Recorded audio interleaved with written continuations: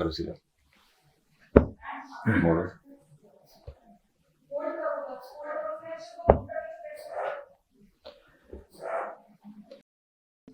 ये जो है ना, कट कट कट कट की आवाज आ रही है घुटने में जब भी आप मोड़ रहे हो सीधा कर रहे हो। हाँ जी।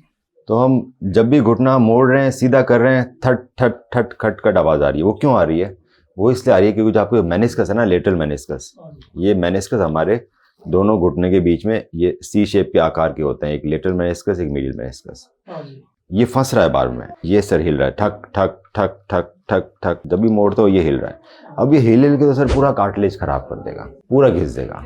सो इसको तो ठीक करना ही पड़ेगा मुझे। सो दोबारा ऑपरेशन होगा इसका और मेनिस्कस को ठीक किया जाएगा। ये मेनिस्कस की प्रॉब्लम है और ये ज़्यादा डिले नहीं कर सकता आप इसमें, क्योंकि वो तो पूरा हिल रहा है, फिर वो ठीक नहीं होता, फिर वो बूढ़े के तेरे घुटना हो जाता है। क्या होता है, मेनिस्कस की जो इंजरी होती है ना सर, उसमें डॉक्टर क्या करता है, मेनिस्कस फटा हुआ है, टाँके लगा देता है।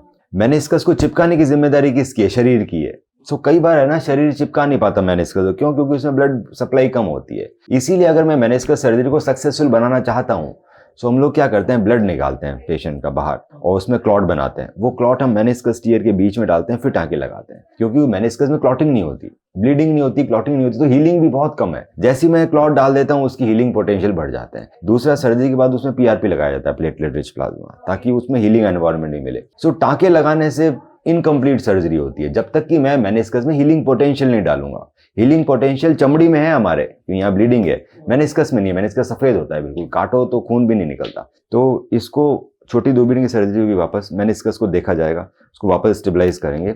जिससे मैं रिपेयर करूंगा वो टेप से करूंगा, अब वायर से नहीं करेंगे, वायर इतना मजबूत नहीं होता, काट देता है। मैं इसको टेप से होगा, सूचर टेप और जोन नेविगेटर, तो सबसे एडवांस तरीका। तो ये 2-3 चीजें करेंगे ना, फिर ये वापस चांसेस नहीं होंगे कि इस तरह से करें। मसल कमजोर है, पर ये कितना तेज हिल रहा है, ये कैसे बिना ऑपरेशन के सही हो जाएगा? ये तो मेनिस्कस फंस रहा है ना आपका। वो इसलिए दिक्कत नहीं होती नीचे पैर लटका के, क्योंकि नीचे पैर लटका के ना ऐसे खुल जाता है जॉइंट, तो फंसता नहीं है। ऐसे करोगे तो खुलता नहीं है जॉइंट, तो फंसता है। तो ये पूरा खराब कर देगा आपका घुटना। आपको सर सर्जरी तो करानी ही पड़ेगी, या तो अभी कराओ जब तक हमारा घुटना खराब नहीं है।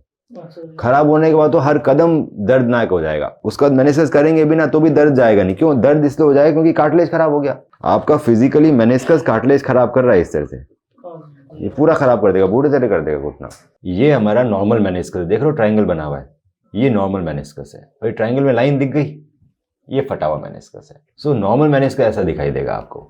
अब अगर आपका मैं एमआरआई देखूं, ये फटा हुआ दिख रहा है आपको पूरा, तो आपका जो मेनिस्कस है ना वो पूरा फट गया। मतलब एक पार्ट ये, एक पार्ट ये।